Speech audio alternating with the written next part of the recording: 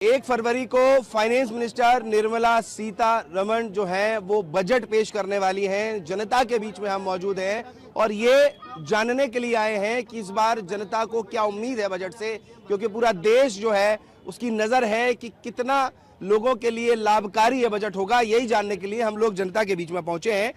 क्या कुछ इस बार जनता उम्मीद कर रही है इस बजट से, क्या जनता के लिए बेहतर होगा और क्या कुछ उम्मीद जो है वो फाइनेंस मिनिस्टर और देश की सरकार से आपको है? मैं तो ये पूछना चाहता हूँ, 12 साल से इनको हो गया इस देश में राज करते हुए।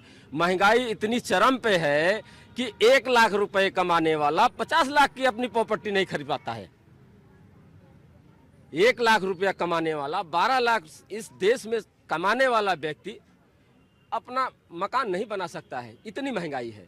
और बेरोजगारी तो 400 रुपया कमाने वाला 50 रुपये किलो आटा खा रहा है इस देश में। किसने रखी है?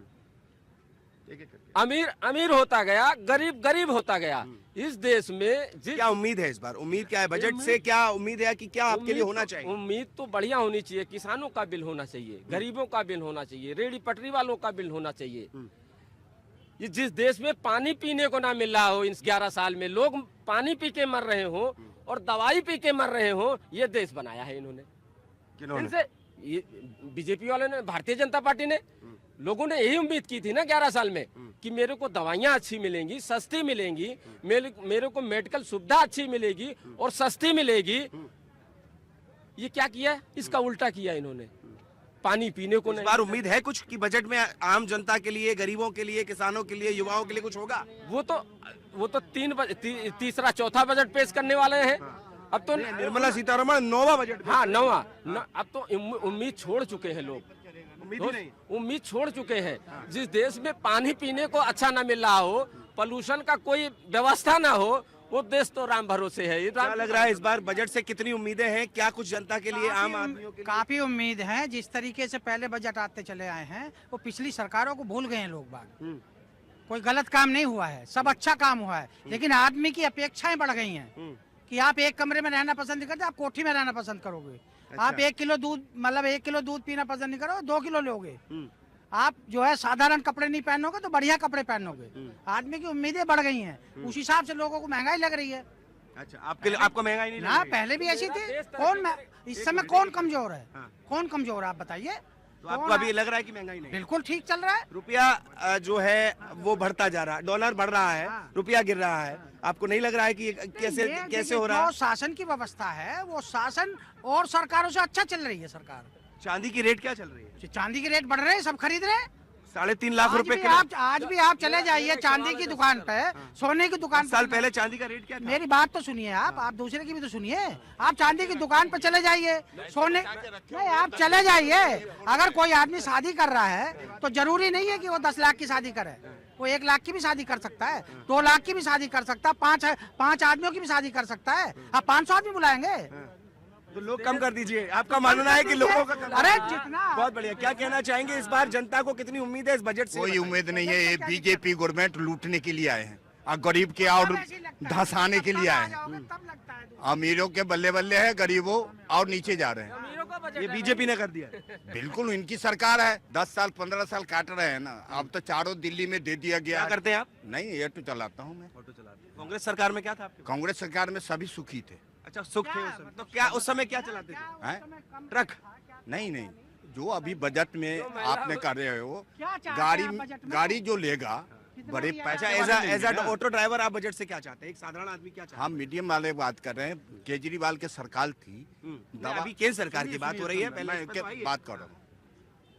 दवा नहीं, दवा हमको हॉस्पिटल में टोटली मिलता था, ठीक है, 3 काम होना चाहिए। ठीक है ना। और दवा नहीं मिल रहा है। डॉक्टर जो भी है वो कहते हैं बाहर से ले लेना। क्यों बात? आप बिल्कुल गलत है। गलत है कि नहीं? मजबूर आदमी कहाँ से बच्चे पालेगा, कहाँ से खिलाएगा? मेरा सवाल नहीं समझा आपने। आपको बजट अभी तक हो सकता है कि आप इस संतुष्ट नहीं थे, इस बार है कुछ मन में कि ऐसा होना चाहिए? उम्मीद नहीं है। जो आज ब्रीफकेस बंद खोल के दिखा देंगे, बस हो गया काम, फिर बंद हो जाएगी ब्रीफकेस। आम जनता के लिए कुछ नहीं है। ये बात का नोट कर लीजिए। तो हमारी सोच है, उससे तो बहुत ही अच्छी सोच के बंदे बैठे हैं ना सरकार में। मतलब आपको लगता है कि वो कर लेंगे? हाँ, सही करेंगे। शिक्षितों का ठीक है, अभी आपके पास दोबारा हाँ, क्यों क्यों नहीं करेंगे वो गलत? और क्या क्या गलत क्या हुआ अभी तक? बताओ, कहाँ महंगाई है, क्या इशू है? 800 रुपये तो नॉर्मल दिहाड़ी है भाई साहब, नहीं है? हैं? आज से 15 साल पहले क्या था? बताओ, रोड देखो आप, मिलता था।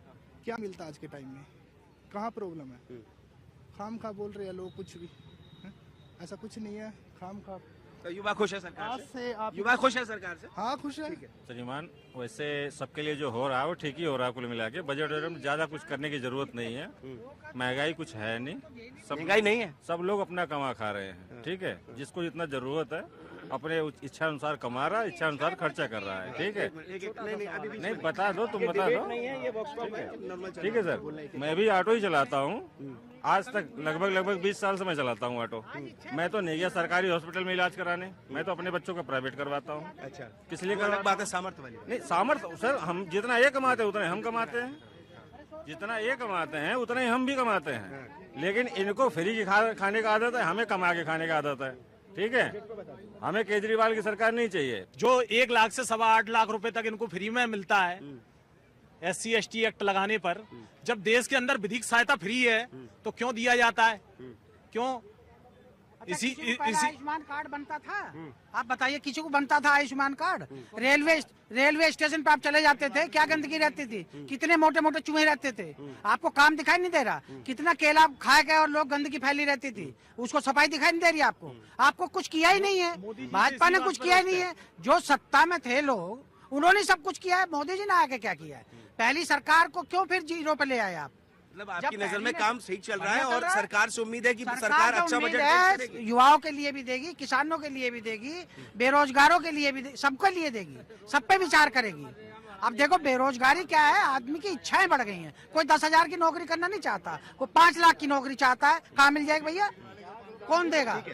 तो आप तमाम बातें आप लोगों ने सुनी। 1 तारीख को, 1 फरवरी को निर्मला सीतारमण बजट पेश करेंगी। जनता की क्या कुछ उम्मीदें थी वो आपने सुनी जनता के माध्यम से। केंद्र सरकार अपना बजट लेकर आने जा रही है और उसके साथ ही उत्तर प्रदेश सरकार भी 9 तारीख को अपना बजट सत्र ला रही है। निश्चित है कि केंद्र सरकार के बजट के बाद उत्तर प्रदेश सरकार भी अपनी चीजों को, अपने विषयों को तय करेगी और सबसे बड़ी बात यह होगी कि इसका असर देश के आम व्यक्ति पर होगा, खासतौर पर व्यापारियों पर।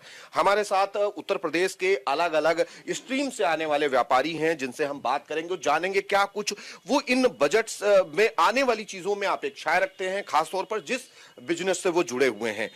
सबसे पहले आप नाम बताएं और क्या कुछ आप करते हैं किस क्षेत्र में, और केंद्र सरकार और प्रदेश सरकार के बजट से क्या चाहते हैं? मैं लखनऊ का उपाध्यक्ष हूँ। मेरा नाम है अनिल अग्रवाल। मैं व्यापार मंडल से हूँ। मेरा सरिया सीमेंट का थोक का काम है। मध्यम वर्गीय परिवार पूरी तरीके से सरिया सीमेंट के मकान से जुड़ा हुआ है। उसका जीवन का सपना होता है कि मकान बनाऊं।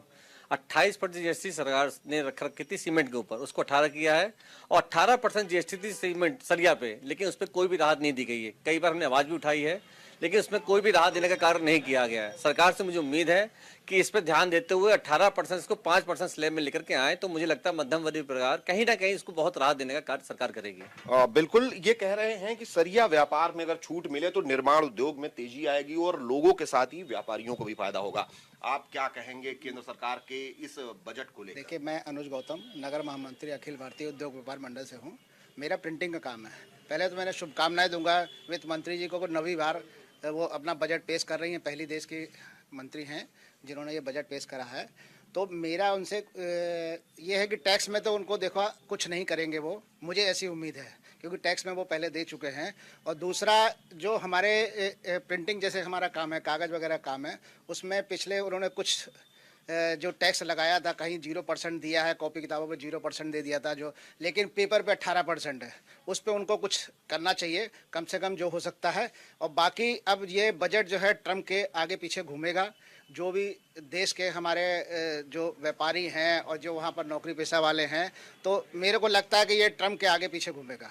आप क्या चाहते हैं, क्या होना चाहिए, क्या सुझाव देंगे? अपना सुझाव ये देंगे कि जो वहाँ की जो हमारी चीज़ें जो यहाँ से बन के जा रही हैं या वहाँ से जो आ रही हैं, जो बेकार की चीज़ें हैं, जैसे चाइना की हैं, जो यूज़ एंड थ्रो वाली हैं, उस पर टैक्स इनको बढ़ाना चाहिए और जो अच्छी चीज़ है उस पर टैक्स कम करना चाहिए।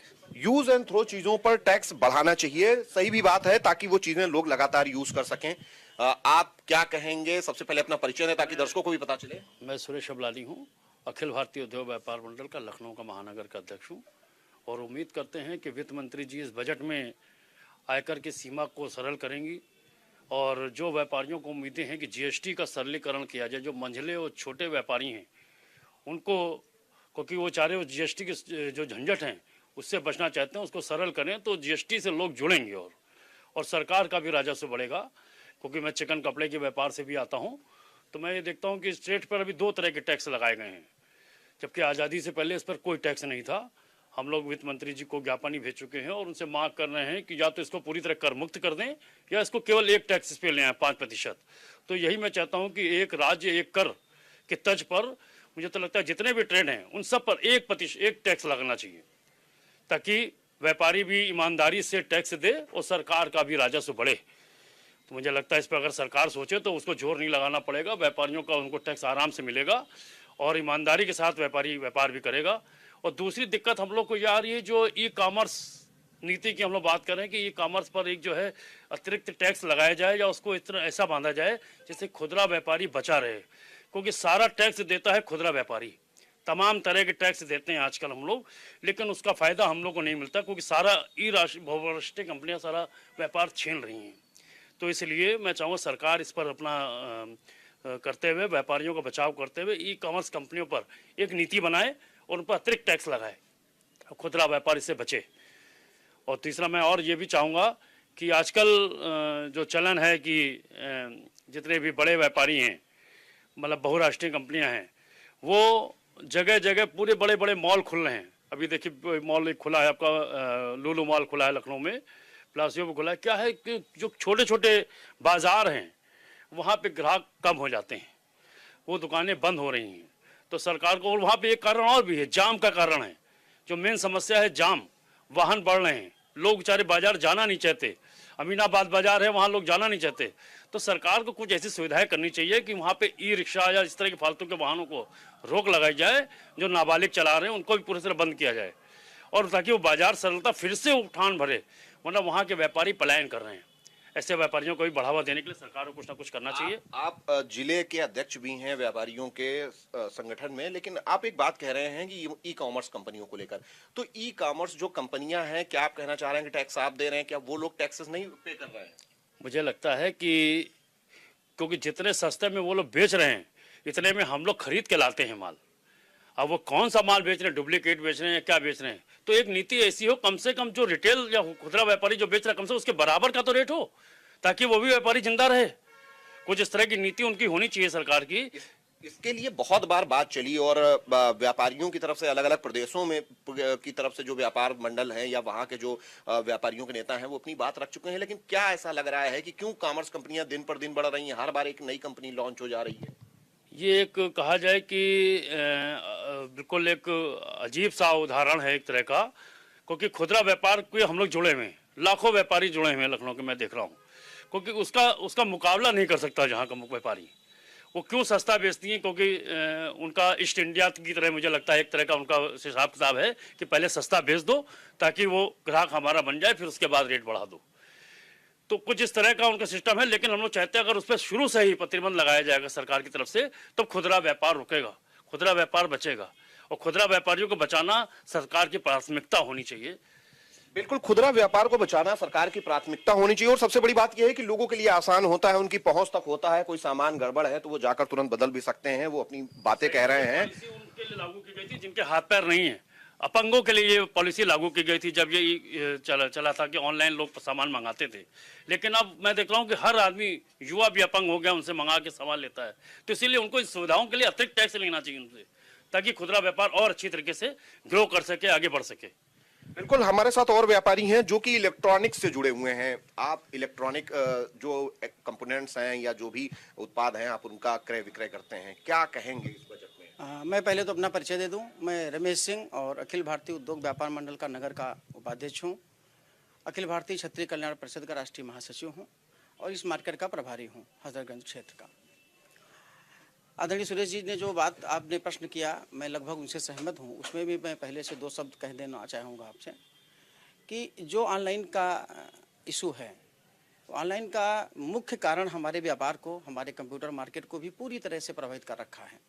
लोग ऑनलाइन सामान मंगा लेते हैं और मार्केट के दुकानदार उस रेट में नहीं दे सकते हैं जिस रेट में वो लेकर आते हैं। वास्तव में वो कहीं न कहीं जीएसटी की चोरी, विदाउट पंजीकरण या बड़े लोगों का एक सिंडिकेट प्रतीत होता है कि सरकार के संरक्षण में फल फूल रहा है, जिसकी वजह से ये मार्केट निरंतर गिरावट की ओर है और हम लोग इससे प्रति सफर कर रहे हैं। लगातार मांग भी जारी रहती है, लेकिन कोई सुनवाई राष्ट्रीय स्तर पर, केंद्रीय स्तर पर नहीं होती है। क्या वजह मान रहे हैं, क्यों ऐसा हो रहा है? सिर्फ यही है मेरा मुझे जो प्रतीत हो रहा है, यही सिर्फ इसका कारण है कि बड़े लोगों का संरक्षण और जीएसटी की और सरकार के टैक्स की नकेल न होना, इसका एक बहुत बड़ा कारण है। अगर वो लोग सब प्रॉपर बिल में, प्रॉपर व्यवस्था में आ जाएंगे तो ये ऑटोमेटिक दिक्कतें खत्म हो जाएंगे। तो बजट आने जा रहा है, केंद्र सरकार भी ला रही है और 9 तारीख से यूपी का भी बजट सत्र शुरू हो रहा है, क्या मांग करें? हाँ, हमारा मांग यही है कि जीएसटी के जो स्लैब हैं उनमें सरलीकरण हो, पहले नंबर पे। दूसरी बार आयकर की सीमा को और बढ़ाया जाए और जो टैक्स की बार बार लाइबिलिटीज हम लोगों के ऊपर निकल के आती हैं, उसमें जो जीएसटी विभाग में निरंतर अभी भी कमियां हैं। प्रतिदिन उसमें संशोधन होता है, लेकिन कमियां वो पूरी नहीं कर पा रहे हैं। पहले तो उनको अपनी इस खाका को ठीक करना चाहिए, जिससे व्यापारियों को राहत मिले, उनको चक्कर ना लगाना पड़े, अनावश्यक पेनाल्टी ना देना पड़े। दौड़ करके वो रोज केस कराते हैं, ये ना इसकी नौबत ना आए। जबकि इसके पहले जब जीएसटी लागू हुआ था तो सरकार का यही कहना था कि हम लोग कभी भी व्यापारियों को परेशान होने की नौबत नहीं आने देंगे, लेकिन नहीं, वैट से भी ज़्यादा नुकसानदायक है। जो पहले हम लोग सर्विस टैक्स का काम करते थे, उससे भी ज़्यादा नुकसानदायक जीएसटी विभाग का कार्यक्रम है। बिल्कुल, जीएसटी विभाग को लेकर काफी सवाल हैं और टैक्स के सरलीकरण की मांग है, ई कॉमर्स कंपनियों पर भी सवाल है। आप भी लगातार जो इलेक्ट्रॉनिक सामान है उनको डील कर रहे हैं, क्या कहेंगे, क्या उम्मीद है इस बार? सर, इलेक्ट्रॉनिक सामान में इस समय तो मार्केट में सबसे बड़ा इशू है कि ऑनलाइन प्लेटफॉर्म जो बहुत सस्ता देता है उसको मैच कराना पॉसिबल नहीं होता है और सबसे ऑनलाइन सस्ता मिल जाता है। अब वो कहाँ पे फेलियर है उसको हम लोग समझ ही नहीं पा रहे हैं, जबकि सेम कंपनियां हैं, सेम ही हैं। मतलब कोई भी कंपनी, जैसे मान के चलिए अगर हम कोई भी कंपनी के प्रोडक्ट सेल करते हैं हमारी आईटी के, तो उनके 2 प्लेटफॉर्म है, ऑनलाइन प्लेटफॉर्म है और ऑफलाइन प्लेटफॉर्म है। ऑफलाइन प्लेटफॉर्म में हम वो हम लोग कितना भी लोएस्ट करके मार्जिन करके उस रेट में नहीं दे पाते जिस रेट में उन कस्टमर को ऑनलाइन मिल जाता है, ठीक है ना, और फैसिलिटी सेम रहती है। तो थोड़ा सा ऑनलाइन पे देखना चाहिए गवर्नमेंट को, क्योंकि अगर ऑनलाइन इतना बढ़ जाएगा तो लोकल लेवल पे हम लोग ख़त्म हो जाएंगे। तो थोड़ा सा ऑनलाइन के प्राइस को देखा जाए। अब वो कहाँ पर वो फेलियर है, कहाँ पे वो गैप बन रहा है, उसको देख के थोड़ा सा सही करना। बजट आने जा रहा है, चूंकि बजट का प्रारूप जो होगा लगभग तैयार हो चुका होगा, बहुत कम समय बचा है, तो क्या कहेंगे 2 शब्द जिससे कि वो उसमें सुधार कर सकें या आपकी बात को शामिल कर सकें? अब बजट जो आ रहा है, बजट इतना मैं बजट के लिए तो मैं कंफर्म नहीं कर सकता, इतना आइडिया नहीं मेरे को। बट यही है कि जो हमारा जो बिजनेस है, क्योंकि मुझे बहुत ज़्यादा इतना बजट का आइडिया नहीं, बट ये है कि जो मैं अपने बिजनेस से कनेक्ट, जो मैं यहाँ बैठ के फेस कर रहा हूँ कि ऑनलाइन और ऑफलाइन की प्रॉब्लम से फेस कर रहा हूँ, वो मैं ज़्यादा बेहतर समझता हूँ। बाकी इतना और सब्जेक्ट का इतना नहीं सर। ऑनलाइन ऑफलाइन की समस्या है, 2 शब्दों में अध्यक्ष जी क्या कहेंगे आप? देखिए, ऑनलाइन पे तो सरकार को एक नीति बनानी चाहिए ताकि खुदरा व्यापार भी कम से कम उसके बराबर खड़ा हो पाए। और मैं एक बात भी कहूँगा, कमर्शियल लोन को भी घटाकर 5% किया जाना चाहिए, जिससे कि व्यापारी अपने व्यापार को फलाफल हो सके। और मैं देखो, जीएसटी में अक्सर ये होता है कि पोर्टल की खामियों की वजह से जबरदस्ती उन पर जुर्माने का प्रावधान लगा दिया जाता है। इस प्रावधान को समाप्त किया जाना चाहिए, क्योंकि ये उत्पीड़न है, समझिए कहा जाए व्यापारियों का, तो इसको समाप्त किया जाना चाहिए। और बहुराष्ट्रीय कंपनियों के लिए, जैसे कि अभी आपने बात कही, तो मैं कहूँ ये बहुत बड़ा संकट है व्यापारियों के लिए। इस पर सरकार को जरूर सोचना चाहिए और इस पर एक नीति बनानी चाहिए। बिल्कुल, ये है राजधानी लखनऊ के व्यापारी जो अलग अलग व्यवसाय से जुड़े हुए हैं, सीमेंट, सरिया, मोरंग गिट्टी, उसके अलावा इलेक्ट्रॉनिक्स, कपड़ा और जो दूसरे व्यापार हैं उनमें ये काम कर रहे हैं। उनकी अपनी मांगे हैं कि ई कॉमर्स कंपनियों को लेकर एक गाइडलाइन बने, बाकायदा अगर उनको किसी रेट पर कोई चीज दी जा रही है तो वो खुदरा व्यापारियों के लिए भी हो, ताकि वो भी कंपीट कर पाए। और जिस तरीके से लगातार वो खत्म हो रहे हैं या उनकी समस्याएं आ रही हैं वो ना हो, टैक्स स्लैब काफी सरल की जाए जिससे व्यापारियों के लिए फायदा हो। और दूसरा कि जो प्रक्रिया है वो पूरी तरीके से पारदर्शी होनी चाहिए, बार बार जीएसटी ऑफिस या दूसरे जो आयकर विभाग के अधिकारी हैं उनके चक्कर ना लगाने पड़े। ये मांगे हैं बहुत सारी लखनऊ के व्यापारियों की। कैमरामैन अमित शाहानी के साथ मैं इसके वाजपेयी, न्यूज़ 1 इंडिया, लखनऊ। क्या नाम है आपका और इस बार के बजट में आप क्या सोच रहे हैं कि क्या हो? डॉक्टर उदिता त्यागी है। मुझे योगी जी से बहुत उम्मीदें हैं। मुझे लगता है कि जैसे पहले भी कई बार मुझे उनके मंच पे बोलने का अवसर मिला योगी जी के, तो तब भी मैंने ये बात रखी थी कि महिलाओं के सशक्तिकरण के लिए कुछ नए अच्छे कहना चाहिए योजनाएं उनको लानी चाहिए इस बजट में, जिससे महिलाएं स्वावलंबी हो सके। महिलाएं जो है, और जो सबसे इम्पोर्टेंट चीज है, घर का बजट महिलाएं ठीक से चला सकें। जैसे हम कामकाजी महिलाएं, हम काम के अवसर देख रहे हैं, कि हमें लोन अच्छा मिल जाए, हमें काम करने की जगह मिल जाए, सहूलियत मिल जाए, सरकार हमारा साथ दे। लेकिन साथ ही साथ उन गृहिणियों का भी ध्यान रखा जाए जो घरों में अपना बजट संभालने, घर देख रही है, उनको भी बजट घर फैमिली मतलब फ्रेंडली होना चाहिए कि लोग अपना बजट से अच्छे से अपना घर चला सकें। मतलब 2027 से पहले अभी चुनाव भी हैं, गांव के चुनाव हैं, पंचायती चुनाव हैं, तो क्या लग रहा है इस बजट में क्या स्पेशल हो सकता है इस बार? देखो, सबको समानता का अधिकार दो, फ्री में तो बांटो मत भाई कि महिलाओं को लाडली योजना और फला योजना और ये पढ़ाना है, बढ़ाना है, काम कराओ हो तो ठीक है। ये हमारी यहाँ से इस मंच के माध्यम से मांग हुई है कि महिलाओं को सबल करिए, सशक्त करिए, उन्हें काम दीजिए, फ्री बीज मत दीजिए, फ्री बीज मत बांटिए कि ये फ्री में मिल गया, ये फ्री में मिल गया। हमारी तो योगी जी से बिल्कुल, क्योंकि मुझे लगता है महिलाओं का सम्मान अगर बचा हुआ है इस टाइम, मतलब यूपी में महिलाएं बहुत अच्छा फील करती हैं। आप कहीं भी किसी भी सड़क पे निकल के किसी भी महिला से बात कर लो, वो हमेशा ये कहेगी कि भाई योगी सरकार है, मैं सेफ हूँ, सुरक्षित हूँ। तो हम तो चाहते हैं कि देखो कुछ बजट महिलाओं की सुरक्षा पर और लगे, कुछ उन्हें काम काज के आगे मिले, मतलब फालतू फ्री बीज ना करी जाए। बजट में तो जो अभी हमारे डॉक्टर साहब ने बताया है वो सारी चीजें पेश होनी चाहिए बजट में, और महिलाओं की सुरक्षा और ये रक्षा की तो ये चल ही रही है। जब से हमारे योगी जी आए हैं तब से महिलाएं बिल्कुल सुरक्षित हैं।